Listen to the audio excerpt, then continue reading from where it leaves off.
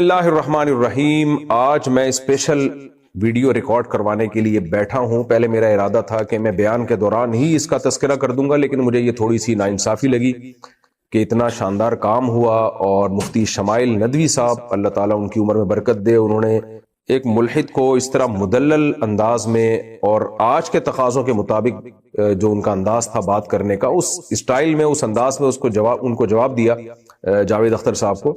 تو مجھے لگا کہ ایسے بیان کے بیچ میں اپریشیٹ کرنا یہ نامناسب عمل ہوگا. ایک اتنی شاندار کامیابی پر الگ سے مجھے اس پہ مبارکباد کا پیغام ریکارڈ کروانا چاہیے. تو یہ کلپ میں ریکارڈ کروا رہا ہوں. مفتی شمائل ندوی صاحب، اللہ تعالیٰ آپ کو جزائے خیر دے. آپ نے ایک بہت اچھا کام کیا ہے اور صحیح ٹریک پہ چل رہے ہیں ماشاءاللہ. مفتی یاسر واجدی صاحب کا بھی میں ان کو بھی اپریشیٹ کرتا ہوں، اور یہ کریڈٹ مفتی یاسر واجدی صاحب کو بھی جاتا ہے. انہی سے ایتھیزم کے خلاف انہوں نے بہت کچھ سیکھا ہے. مفتی یاسر واجدی صاحب بہت پہلے سے ایتھیزم کے خلاف کام کر رہے ہیں. امریکہ میں ان کے ادارے میں دیکھ کے بھی آیا ہوں، ان کا وزٹ بھی کیا تھا میں نے، اس کا ولاگ بھی بنایا تھا. میرے شیخ حضرت مفتی عبدالرحیم صاحب کا بھی اس بارے میں ایک بیان آیا ہے. انہوں نے ایک بڑی زبردست بات کی ہے کہ اس طرز پہ کام کرنے کی ضرورت ہے، اس طرز پہ کام کرنے کی ضرورت ہے. دیکھیں، یہ سارے دلائل ایتھیزم کے خلاف صدیوں سے ہماری کتابوں میں آلریڈی موجود ہیں. بات یہ ہوتی ہے کہ آپ نے اس کو پیش کیسے کرنا ہے. اس زمانے میں پیکنگ جو ہے نا، پیکنگ، اس پہ آپ کو پتا ہے بہت خرچہ ہے.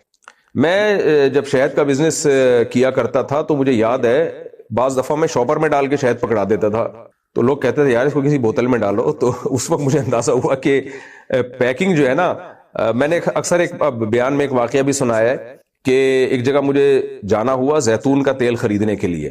تو جو بیچنے والے تھے وہ میرے جاننے والے تھے. انہوں نے کہا کہ یہ والا زیتون اچھی کوالٹی کا ہے لیکن سستا ہے، یہ والا زیتون اچھی کوالٹی کا نہیں ہے لیکن مہنگا ہے. میں نے کہا یہ اچھی کوالٹی کا نہیں ہے، مہنگا کیوں ہے؟ انہوں نے کہا اس کی پیکنگ اچھی نہیں ہے، پیکنگ اس کی اچھی ہے اور لوگ یہ والا خرید رہے ہیں، سستا والا مہنگا خرید رہے ہیں پیکنگ کو دیکھ کے. کیوں؟ پیکنگ کا مطلب کیا ہوتا ہے؟ اس چیز کو پیش کیسے کیا جا رہا ہے. تو الحاد کے خلاف دلائل قرآن میں بھی ہیں، حدیث میں بھی ہیں، اور صدیوں سے ہماری کتابوں میں لکھے ہوئے ہیں. اور خاص طور پہ علماء دیوبند نے تو اس پہ بہت زیادہ شاندار جاندار کام کیا ہے. مولانا حبیب کرانوی صاحب کا نام آتا ہے اس میں، اور دیگر بڑے بڑے علماء کا نام آتا ہے. بہت کام ہوا ہے اس پہ. تو بات یہ ہے کہ اس کو پریپریشن کر کے اس کو پبلک کے سامنے لانا کیسے ہے. تو وہ کام ماشاءاللہ مفتی شمائل ندوی صاحب نے بہت شاندار طریقے سے کیا، اور اس سے ہمیں خوشی یہ ہوئی کہ مفتی یاسر واجدی صاحب کا ادارہ الحمدللہ صحیح ٹریک پہ چل رہا ہے، صحیح کام کر رہا ہے. اللہ تعالیٰ اس ادارے کو اور ترقی دے. ہمارے حضرت مفتی رشید احمد صاحب رحمہ اللہ تعالیٰ فرمایا کرتے تھے کہ دین کا کوئی بھی کام کر رہا ہو تو یوں سمجھے کہ وہ آپ کا کام کر رہا ہے، کیونکہ علماء کا کام ہے دین کی خدمت، بلکہ ہر مسلمان کی ذمہ داری ہے دین کو دنیا میں پھیلانا. تو کوئی بھی کسی بھی شعبے میں دین کو پھیلا رہا ہے تو آپ سمجھیں کہ میرا کام ہو رہا ہے، میری پروڈکٹ بک رہی ہے. تو یہ مفتی شمائل ندوی صاحب نے جو کام کیا، ہمارا کام کیا ہے. جاوید اختر تک ہماری نہ پہنچ تھی، اور پھر اس اسٹائل میں جو انداز انہوں نے اختیار کیا، یہ انداز ماشاءاللہ بہت جاندار شاندار تھا. تو ہمیں سب کو خوشی ہے اس پہ. البتہ ایک چیز چھوٹی سی جو بہت ہی معمولی سی ہے، لیکن یہ میں سمجھتا ہوں کہ ایک خیانت ہوگی اگر میں اس کو نہ پیش کروں، کیونکہ انگلش کے الفاظ اس میں بہت زیادہ استعمال ہوئے ہیں. تو میرے جو بہت سے دوست ہیں انہوں نے مجھے کمنٹس بھی بھیجے، انہوں نے مجھے واٹس ایپ پہ میسج بھی بھیجے کہ بہت سے اردو اسپیکنگ کی سمجھ میں کچھ چیزیں آئی نہیں ہیں. تو آئندہ کے لیے مفتی شمائل ندوی صاحب سے میں ایک ریکویسٹ کروں گا کہ جو ٹرمز انگلش میں یوز ہوتی ہیں ان کو آسان الفاظ میں اردو میں بھی آپ ٹرانسلیٹ کر دیا کریں، تاکہ اردو اسپیکنگ کا ایک بہت بڑا طبقہ، اور اردو بہت بڑی زبان ہے. اصل میں گورے نے سازش یہ کی ہے ہمارے خلاف کہ اردو کو دو حصوں میں ڈیوائیڈ کر دیا، ہندی اور اردو. حالانکہ وہ اردو ہندی ہے، ہندی اردو ہی ہے. یہ بیکار قسم کی بات ہے کہ اردو ہندی الگ الگ زبان ہے. رسم الخط کو چینج کر دیا گورے نے. ورنہ آپ اس زبان کو ہندی کہہ لیں یا اردو کہہ لیں، یہ انڈیا میں سمجھی جاتی ہے، پاکستان میں سمجھی جاتی ہے، بنگلہ دیش کے بہت بڑے حصے میں سمجھی جاتی ہے. میں بنگلہ دیش گیا ہوں تو میرے بیان میں بہت کراؤڈ تھا، وہ سب اردو سمجھ رہے تھے، بہت کراؤڈ تھا. ابھی علماء اور بھی گئے ہیں تو اتنا کراؤڈ تھا، وہ سارے اردو سمجھ رہے تھے. تو میں حیران ہو رہا تھا، وہ بنگلہ دیش کے لوگ تو بڑے مزے سے اردو بول رہے ہیں اور سن بھی رہے ہیں، سمجھ بھی رہے ہیں. تو بنگلہ دیش کی آبادی کروڑوں میں ہے، پاکستان کی آبادی، ہندوستان کی آبادی، اور پھر پوری دنیا میں اردو پھیلی ہوئی زبان بہت ہے. آپ جہاں بھی ٹریولنگ آپ کی ہو، آپ کو اردو اسپیکنگ کا ایک بہت بڑا مجمع نظر آئے گا. آپ امریکہ جائیں، کینیڈا جائیں، یو کے جائیں، یورپ جائیں، भरे हुए हैं उर्दू स्पीकिंग लोग, जो उर्दू समझने वाले लोग हैं। इतनी बड़ी जबान है, आप उसको हिंदी कह लें, बेशक हमें इसरार नहीं है कि आपने उर्दू ही कहना है, आप हिंदी को उर्दू कह लें, उर्दू के हिंदी कह लें, तो ये बहुत बड़ी जबान है। तो मुफ्ती शमाइल साहब से मैं गुजारिश करूंगा कि आइंदा के लिए जब आपकी डिबेट हो तो उसमें थोड़ी सी, जावेद अख्तर साहब ने उस डिबेट के दौरान कहा भी है कि आप इसका को ट्रांसलेट करें उर्दू में या आसान अल्फाज में। अच्छा, बाज लोगों ने इस पर मीम्स भी बनाई हैं, तो मैं समझता हूँ ये मीम्स बनाना ठीक नहीं है, किसी का मजाक नहीं हमें उड़ाना चाहिए। दलाइल की बात, दलाइल की दुनिया में दलाइल के अंदाज से ये अच्छी लगती है, यानी जावेद अख्तर साहब का बाज लोगों ने इसमें मजाक उड़ाया, मजाक उड़ाना ये थोड़ी गैर अखलाकी हरकत है। तो आइंदा के लिए अगर थोड़े से टर्म्स जो है ना वो आसान उर्दू में हो जाएं तो उसका फायदा ये होगा कि जो पूरी दुनिया में जो उर्दू से फायदा उठाने वाले लोग, यानी उर्दू समझने वाले लोग हैं, वो भी इस तरह की डिबेट से फायदा उठा लेंगे। वैसे भी मुनाजरे की एक जबान होती है, पहले से सेलेक्ट की जाती है कि उर्दू में होगा या अरबी में होगा या इंग्लिश में होगा। हाँ, कुछ टर्म्स ऐसी हैं जो जाहिर इंग्लिश में ही हैं, तो वो फिर इंग्लिश में हो, फिर उसको आसान में उसको ट्रांसलेट कर दिया जाए। लेकिन बहरहाल जो भी है, बहस बहुत माशाल्लाह जानदार थी, शानदार थी, और इससे अंदाजा हो जाना चाहिए कि इल्हाद और मुल्हिद लोगों के पास कुछ भी नहीं है, और ये इंशाअल्लाह बहुत जल्द इनका जो एक सहर है ना दुनिया में, इन्होंने जो एक जादू में जकड़ा हुआ है साइंस साइंस साइंस की बातें करके। कैसर अहमद राजा साहब भी बहुत अच्छा काम कर रहे हैं पाकिस्तान में, वो भी बहुत जानदार शानदार अंदाज में काम करते हैं यहाँ पे, मैं उनको भी अप्रिशिएट करूंगा। आप उनकी भी वीडियोस देखा करें, यानी आम लोगों से मैं कह रहा हूँ कि उनकी भी वीडियोस देखा करें, क्योंकि हमारी यूनिवर्सिटियों में, हमारे इदारों में मुल्हिद प्रोफेसर पैदा हो रहे हैं, मजहब बेजार लोग हैं, आए दिन क्लिप आते रहते हैं इन लोगों के उठ पटांग बातें, और ये सब लुबादा उड़ते हैं साइंस का, साइंस की वो की जो है ना वो बुनियाद बना के जैसे अपने आप को पढ़ा लिखा साबित करने की कोशिश करते हैं। हालांकि खुदा के वजूद के लिए कोई रॉकेट साइंस की जरूरत नहीं है, 2 और 2 4 की तरह बहुत आसानी से खुदा का वजूद समझ में आ जाता है। लेकिन कुरान ने कहा है फ़इन्नहा ला तामल अबसार वलाकिन तामल कुलूबुल लती फ़िस सुदूर, असल में आंखें अंधी नहीं होती, वो दिल अंधे हो जाते हैं जो सीनों में छुपे हुए। तो अल्लाह ताला से मैं दुआ करता हूं कि इस बहस मुबाहिसे की में जो मुफ्ती शमाइल नदवी साहब को फतह हुई है, अल्लाह ताला इसकी बरकतें पूरी उम्मत को नसीब फरमाए। और हमारे यहाँ जो एक चीखो पुकार का एक मामूल है मुनाजरों में, हा हू रिन रिन टिश पिश, इस तरह का जो चल रहा होता है, ये चीज भी सीखने की है कि इस तरह तमीज से भी बहस मुबाहिसा हो सकता है। जज़ाकुमुल्लाहु ताला अहसनल जज़ा। हालत हैज में ख़वातीन से मुताल्लिक बहुत सारी बेएतदालियाँ दुनिया के हर मजहब में रही हैं। यहूदी क्या करते थे कि हालत हैज में औरत से बिल्कुल किनारा कशी इख्तियार कर लिया करते थे, उसके करीब भी ना जाना, और खाना पीना भी अलग और झूठा भी अलग। मुल्हिद लोग और एथियस्ट लोग पता है इस्लाम पे क्या इतराज करते हैं कि अल्लाह को इससे क्या पड़ी है कि वो आग में डालेगा लोगों को, कोई जुर्म कर रहा है नमाज छोड़ने पर आग में उठा के डाल दे। भाई अल्लाह अगर है भी तो इतना छोटा ज़र्फ थोड़ी है। उनसे कहा जाए कि हम आपकी बात अगर मान लेना कि अल्लाह सजा नहीं देगा, तो बड़ा इश्काल ये होता है कि आप नमाज छोड़ने को आप हल्का समझ रहे हो ना, हजारों इंसानों के कत्ल को आप हल्का समझते हो या भारी? वो भी तो भारी, बहुत भारी काम है ना। इससे बड़ा सवाल ये होगा कि अल्लाह ने पैदा किया, दुनिया में ऐसे लोग भी आए हैं जिन्होंने हजारों इंसानों को कत्ल किया, कोई फांसी नहीं मिली, कोई सजा नहीं मिली, और सजा भी मिलती तो एक कत्ल की मिलती ना, वो मर के खत्म हो गए। ये तो अल्लाह पे इल्जाम है, अल्लाह इतने बड़े बड़े मुजरिम आ रहे हैं। इस दुनिया में ऐसे लोग भी, ये माँ बाप को कत्ल किया उन्होंने पैसों की खातिर, मेरे सामने केस आ चुके हैं ऐसे, चंद हजार रुपए की खातिर बाप को मार दिया, माँ को मार दिया, और पकड़ा गया कोई और, जो मुजरिम था वो नहीं पकड़ा जाता, केस किसी और पे चल गया, बेगुनाह मारा गया। यहाँ तो ये सारी चीजें देख रहे हैं और कुछ भी नहीं होगा। ये ज्यादा बड़ा इल्जाम है या नहीं है? इसलिए अल्लाह कहते हैं कि एथियस्ट से ना पूछो कि मैंने जन्नत जहन्नम बनाई है कि नहीं बनाई है, मैं मार के जिंदा करूंगा या मिट्टी में डाल दूंगा। साइंसदानों से, प्रोफेसरों से, यूनिवर्सिटियों के टीचरों से मत पूछो, ये इस काम मुझसे पूछो। और इसके लिए मैंने अपना एक नुमाइंदा जमीन पे रखा है, जो आदम अलैहिस्सलाम थे, इदरीस अलैहिस्सलाम थे, इब्राहिम हर दौर में आते रहे हैं, और लास्ट मैसेंजर ऑफ गॉड कौन? मोहम्मद सल्लल्लाहु अलैहि वसल्लम। इनसे पूछो। समझ रहे हो कि नहीं समझ रहे? तो अल्लाह फरमाते हैं कि डरा दो जो बुरे अमाल करते हैं और खुशखबरियां दे दो उनको जो अच्छे अमाल करते हैं। तो मेरे भाई, मौत के बाद या तो तबाही है या बे इंतहा अय्याशी। समझते हो? ये कुरान की दावत। और जो लिबरल सेकुलर लोग आजकल दुनियादारी में पड़े हुए हैं, उनकी नजर में جو تباہی ہے وہ بھی یہی ہے اور جو کامیابی ہے وہ بھی یہی ہے. جس کو اللہ کہتا ہے چند ٹکے، جس کی کوئی 2 ٹکے کی اوقات ہے نہیں اس دنیا، 2 ٹکے کی اوقات. آگے اللہ فرماتے ہیں قال الکافرون ان ھذا لساحر مبین. کافر لوگ کہنے لگے یہ محمد صلی اللہ علیہ وسلم، ھذا ہاتھ سے اشارہ کر کے کہتے تھے یہ جو شخص ہے یہ کھلا ہوا جادوگر ہے اور کچھ بھی نہیں ہے. باتیں ایسی بناتا ہے لوگ متاثر ہونا شروع ہو جاتے ہیں، کلام ایسا پیش کرتا ہے لوگوں کے دل میں اترتا ہے. بھائی اس سے متاثر نہ ہو، یہ کیا ہے؟ جادوگر. آگے کیا انداز ہے قرآن کا یار. اللہ محمد صلی اللہ علیہ وسلم کی پوزیشن نہیں اپنی پوزیشن بتانے لگتا ہے. دیکھو یہ دعوت تمہیں خدا کی دے رہے ہیں، تم ان کی دشمنی میں آ کے اس کا انکار کیسے کر رہے ہو؟ اس لیے اللہ نے فرمایا ان ربکم اللہ، اے لوگو تمہارا پروردگار اللہ ہے، الذی وہ اللہ کی بات کر رہا ہوں میں، خلق السماوات والارض جس نے آسمانوں اور زمین کو پیدا کیا. تم نے اپنی زندگی سے اس کو کیسے نکال دیا؟ آج ڈاکومنٹریز آتی ہیں، سائنسی رپورٹس آتی ہیں، کائنات اتنی بڑی ہے، سورج اتنا بڑا ہے، یہ کہکشائیں ہیں، گلیکسیز ہیں، پھر اتنی کہکشائیں اور یہ اور فلانا، اور ادھر سے چھلانگے بھی مار رہے ہیں کچھ لوگ، کچھ درمیان میں ہی اٹک گئے. واپس ہم لوگ جاپان میں تھے نا، تو وہ خلائی وہ نہیں ہوتی جو آسمان پہ بھیجی جاتی ہے، میں نے کہا یار اس کا وزٹ کروں گا. ہم اندر گئے، عجیب ہی دنیا تھی وہ، بڑی جاپانی میں ظاہر ہے وہ آسمان پہ بھیجنے کے لیے. میں تو میری طبیعت میں تھوڑا سا مزاج، میں نے کہا غلطی سے بٹن نہیں دبا دینا،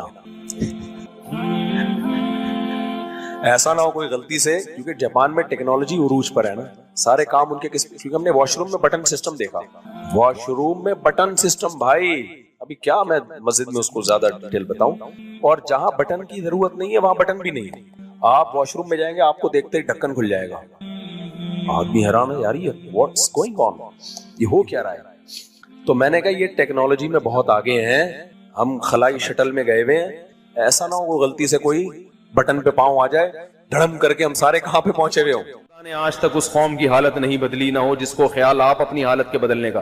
مسلمانوں سے جو سب سے بڑی غلطی ہوئی ہے نا، جس کی وجہ سے خلافت عثمانیہ کا خاتمہ ہوا ہے، مسلمان لگ گئے تھے روحانیت میں، اسباب اور وسائل کو پس پش ڈال دیا تھا. وہ اسباب اور وسائل جس کا ان کو قرآن و سنت نے حکم دیا تھا.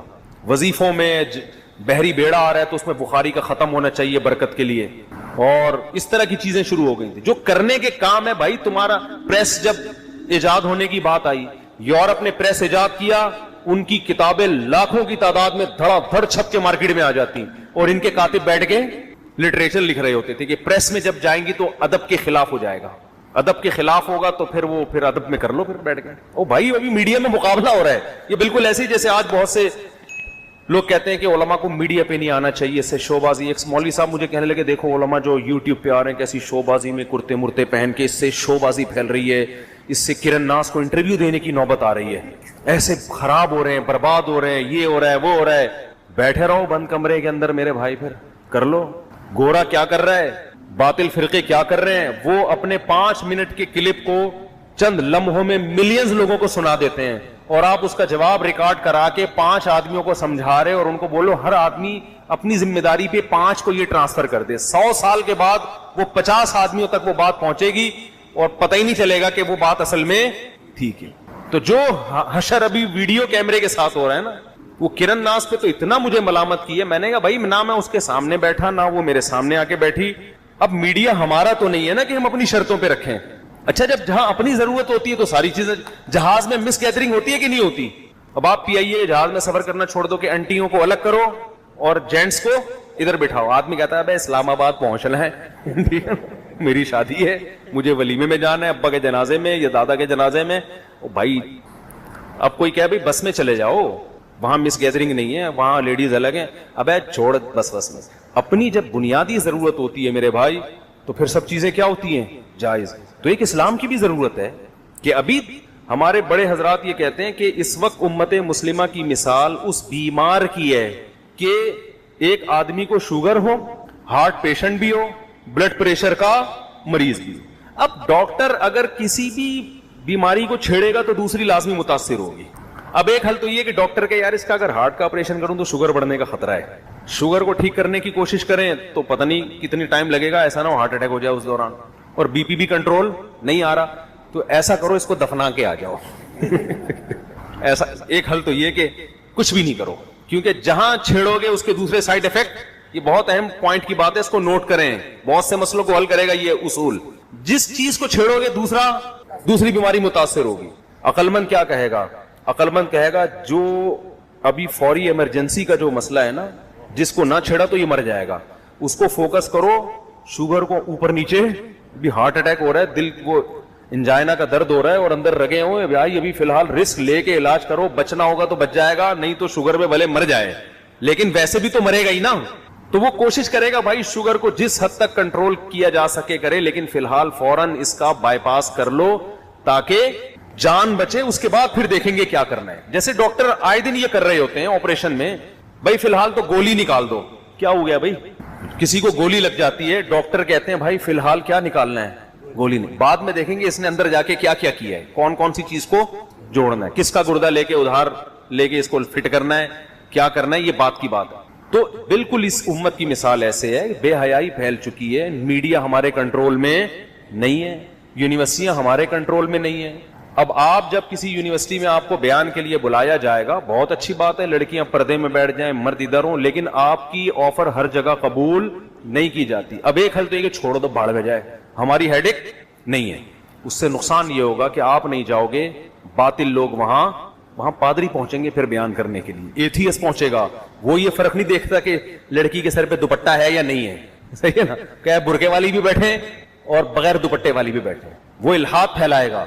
تو ایسے موقع پہ جب کوئی عالم جائے گا وہاں, چاہے مس گیدرنگ کا ماحول ہے, وہ بیان کرے گا, اس کے سائیڈ افیکٹ لازمی ہوں گے, تھوڑی سی پردے کی ویلیو لازمی کم ہوگی, باتیں بھی بنیں گی, لڑکیوں کو ذہن میں یہ بھی خیال آئے گا شاید پردہ اتنا ضروری نہیں ہے, لیکن اس سے بڑا مسئلہ ہوگا اگر آپ نہیں گئے, پھر آپ اس کو ڈیلے کر دو گے. یار یہ بات میں کسی طرح میں سمجھا دوں گا, یہ مسئلہ پردے والا, اس کے لیے الگ سے میں کوئی میٹنگ کر لوں گا, یا اور کسی طرح سے اپنا میسج ڈیلے کر. ابھی ایمان بچانے کا مسئلہ ہے.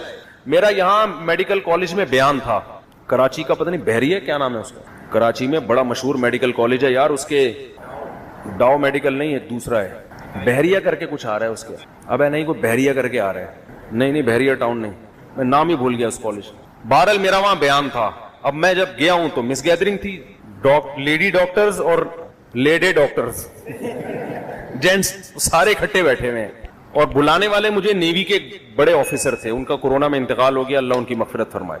جب میں وہاں گیا ہوں نا, تو انہوں نے پہلے تو مجھے بتایا یہاں حالات کیا چل رہے ہیں, ایتھیزم کس طرح سے پھیل رہا ہے. تو میں نے پورا اسلام کے نظریات پہ بیان کیا, نظریاتی اصلاح, کہ آپ کو اسلام کی ضرورت ہے, آپ کو کیا ہے.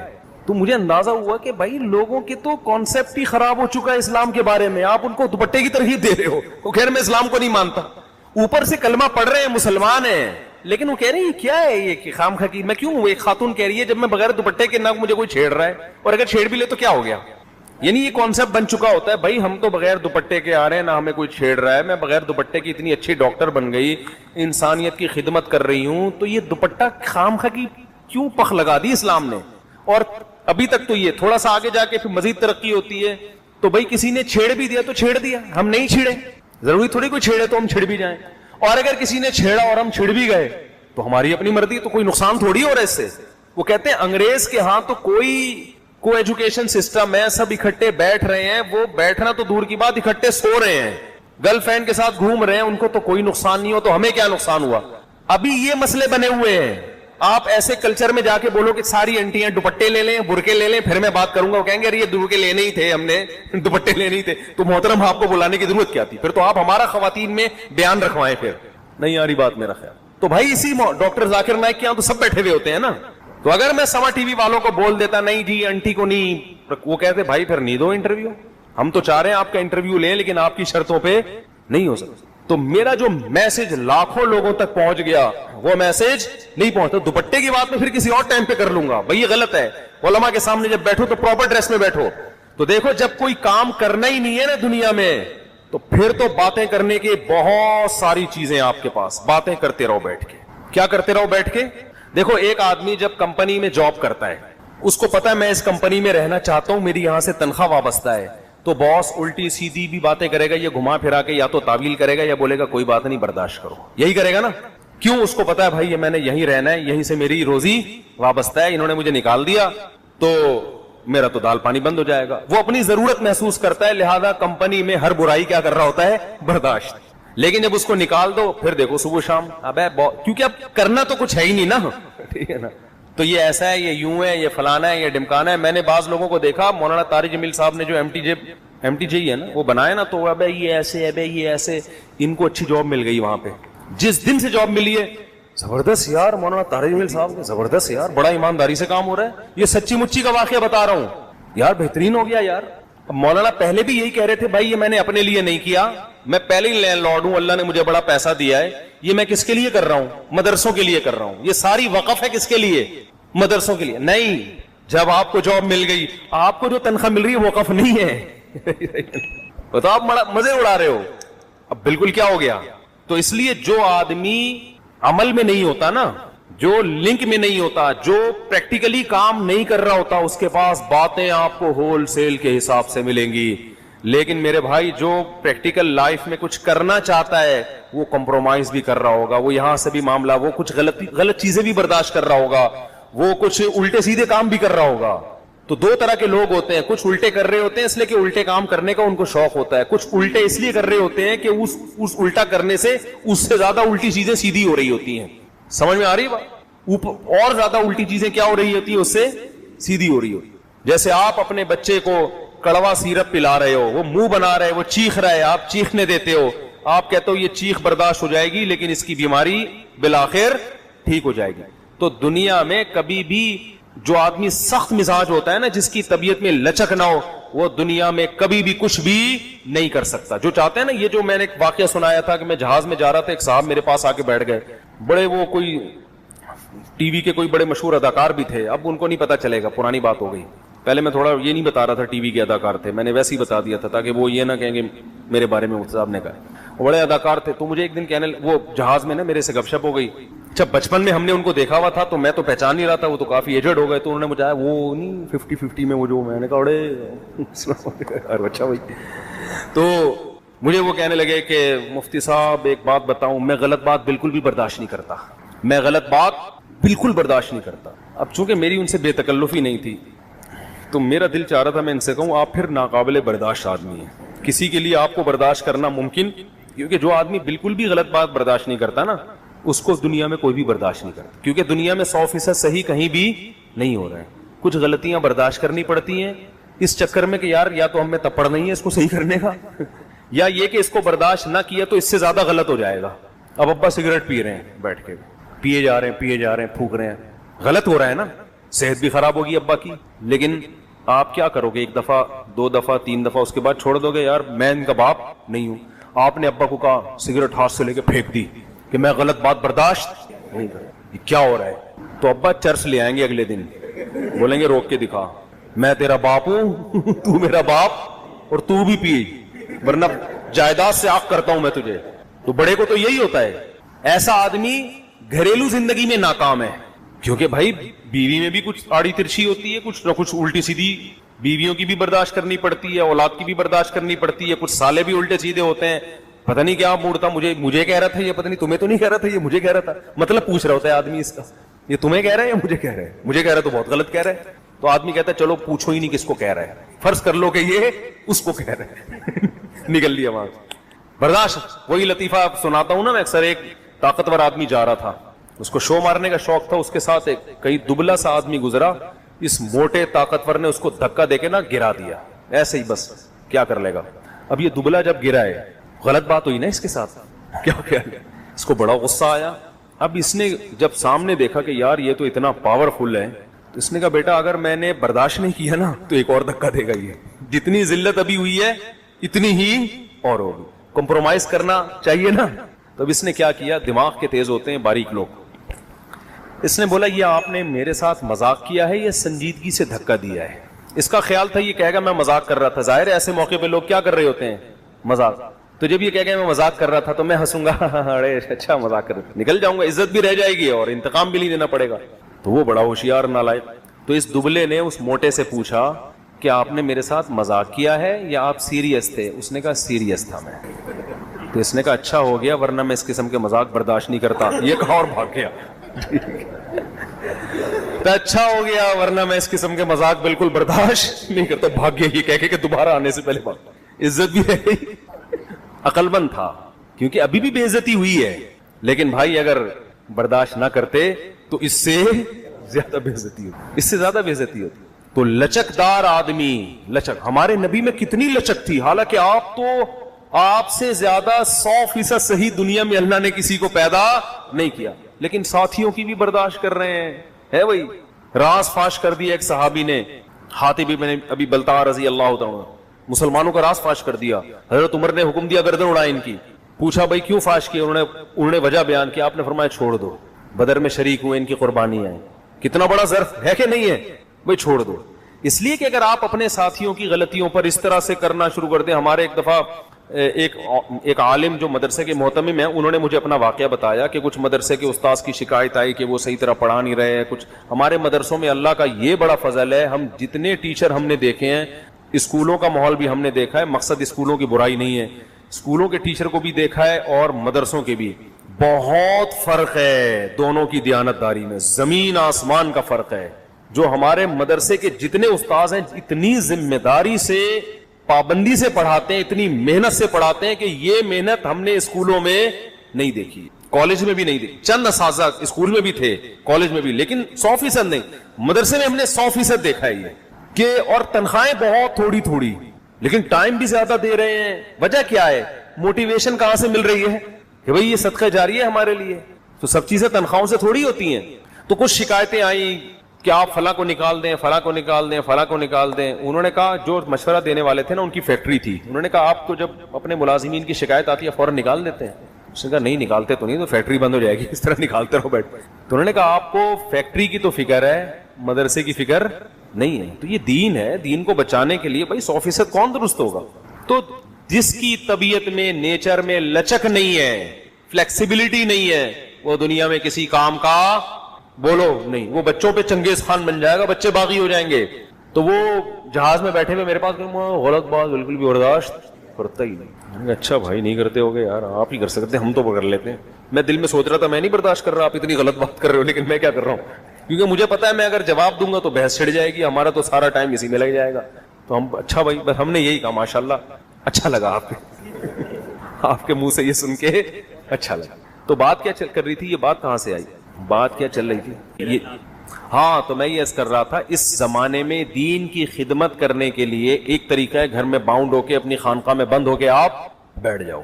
تو آپ کا کام بہت محدود، لیکن آپ کو پتہ نہیں ہوگا کہ دنیا کہاں سے کہاں جا رہی ہے، اور اسلام کے خلاف اور اہل حق کے خلاف کیا کیا دنیا میں سازشیں ہو رہی ہیں. ہمارے ایک استاذ تھے، انہوں نے، استاذ تو نہیں یوں کہہ سکتے بڑوں میں سے تھے، انہوں نے واقعہ سنایا کہ چند علماء میرے پاس آئے، انہوں نے کہا غامدی صاحب اتنا کچھ پروپیگنڈا کر رہے ہیں اسلام کے خلاف، آپ کام کیوں نہیں کرتے، اس کے دلائل کا جواب کیوں نہیں دیتے؟ اچھا، جو علماء ان کو سمجھانے کے لیے آئے وہ علماء کے ویڈیو بنانے کے قائل نہیں تھے. انہوں نے کہا دیکھیں غامدی صاحب ویڈیو کیمرے کے سامنے بات کر رہے ہیں، اور بات محترم کی بات پھیل رہی ہے یونیورسٹیوں میں اور کالجز میں، اور آپ میرا بیان رکھوا رہے ہیں، کہاں رکھوا رہے ہیں؟ مدرسوں میں، جو غامدی کے نظریات سے متاثر ہی نہیں ہے. ٹھیک ہے نا؟